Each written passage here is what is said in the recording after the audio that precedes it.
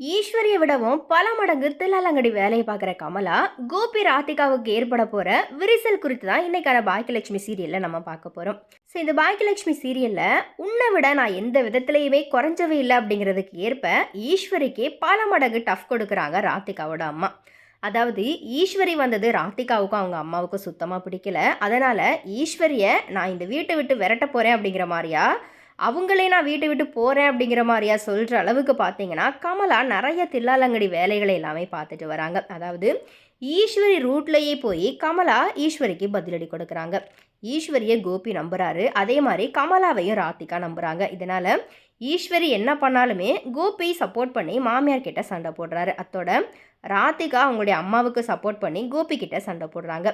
ஆக மொத்தத்தில் கோபி அண்ட் ராதிகாவுக்கு சந்தோஷம் அப்படிங்கிறது ஒரு கனவாகவே போயிடுச்சு. கூடிய சீக்கிரமே ஈஸ்வரி அண்ட் கமலா போடுற சண்டையில் கோபி அண்ட் ராதிகாவுக்கு இடையில விரிசல் விழப்போகிறது மட்டும் நல்லாவே தெரியுது. இதுக்கு தான் ஆசைப்பட்டேன் அப்படிங்கிறதுக்கு ஏற்ப ஈஸ்வரி சந்தோஷப்பட போகிறாங்களா, அப்படி இல்லைனா கமலா படுத்துகிற பாட்டை தாங்க முடியாமல் பாக்கியா கிட்டேயே தஞ்சமடைய போகிறாங்களா அப்படிங்கிறது கண்டிப்பாக கமலாவோட கையில் தான் இப்போ இருக்குது. இதை தொடர்ந்து ஜெனி எப்படியாச்சும் நமக்கு நல்ல மருமகள் அப்படிங்கிற அங்கீகாரம் கிடைக்கணும் அப்படிங்கிற மாதிரியா நினைக்கிறாங்க. ஆனால் அதுக்காக அமிர்தா கிட்ட பொறாமைப்பட்டு சண்டை போடுற அளவுக்கு இப்போது துணிந்துட்டாங்க ஜெனி அப்படின்ட்டு தான் சொல்லணும். இதை ஆரம்பத்திலேயே கிள்ளி எறியணும் அப்படிங்கிற மாதிரியா பாக்கியா அமிர்தா கிட்ட கொஞ்சம் அட்ஜஸ்ட் பண்ணிப்போ அப்படிங்கிற மாதிரியா சொல்கிறாங்க. அதே மாதிரி ஜெனிக்கிட்டையும் போய் பாக்கியா நல்லபடியாக பேசி அவங்களுடைய மனசையும் மாற்றுறதுக்கு ட்ரை பண்ணுறாங்க. அத்தோட பாக்கியாவுடைய ஹோட்டல் பக்கத்தில் இப்போது ஒயின் ஷாப் வர்றதுனால அதனால் எதனா பிரச்சனை ஆகிடுமோ அப்படிங்கிற ஒரு பயத்தில் பழனிசாமியை போய் பார்க்க போகிறாங்க பாக்கியா. வழக்கம் போல் பழனிசாமி பார்த்தீங்கன்னா இந்த பிரச்சனைக்கு ஒரு தீர்வு கண்டுபிடிச்சி பாக்கியாவுக்கு சந்தோஷத்தை கொடுக்க போகிறாரு.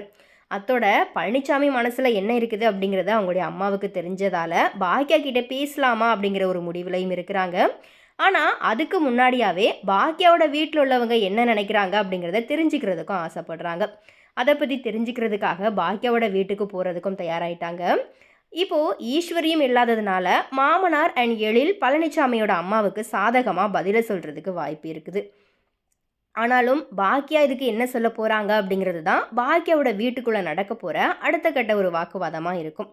கடைசியில் பாக்கியா எனக்கு ஒரு நல்ல தோழர் தான் பழனிசாமி, அதை தவிர நான் வேறு எந்த விதத்துலையுமே நினச்சி பார்க்கல, என்னோட லட்சியம் என்னோட சொந்த காலில் நின்று ஜெயிச்சு குடும்பத்தை பார்த்துக்கணும் அப்படிங்கிற மாதிரியா சொல்லிட்டு பழனிசாமிக்கு டாட்டா காட்டிடுவாங்க அப்படிங்கிறதுமே நல்லாவே தெரியுது. பட் இதே போல் பார்த்தீங்கன்னா பாக்கியலட்சுமி சீரியல் வந்துட்டு வேறு ஒரு லாங்குவேஜ்லேயுமே வந்துட்டு ஒளிபரப்புகிறாங்க. ஸோ இதில் பார்த்தீங்கன்னா பாக்கியா கேரக்டரும் பழனிசாமி கேரக்டரும் ஃப்யூச்சரில் கல்யாணம் பண்ணுற மாதிரியான செக்மெண்ட்ஸ் தான் வந்துட்டு இருக்குது. ஸோ அதையே ஃபாலோ பண்ணாங்க அப்படின்னா மேபி இதுலேயுமே பார்த்தீங்கன்னா பாக்கியலட்சுமிக்கும் பழனிசாமிக்கும் திருமணம் அப்படிங்கிற செக்மெண்ட்டை கொண்டு வரலாம். அப்படி இல்லைனா நம்ம தமிழ் கலாச்சாரத்தை ஃபாலோ பண்ணுறோம் அப்படிங்கிற மாதிரியா மக்களுக்கு அதை முன்னுதாரணமாக காமிக்கணும் அப்படிங்கிற மாதிரியா நினச்சாங்க அப்படின்னா கடைசி வரைக்கும் இந்த மாதிரியா பழனிசாமி அண்ட் பாக்கியாவுக்கு இடையில் இருக்கிற அந்த ஃப்ரெண்ட்ஷிப்பே வந்துட்டு நிலைநிறுத்தி இந்த சீரியலை முடிக்கிறதுக்கும் அதிகமான வாய்ப்புகள் இருக்குது.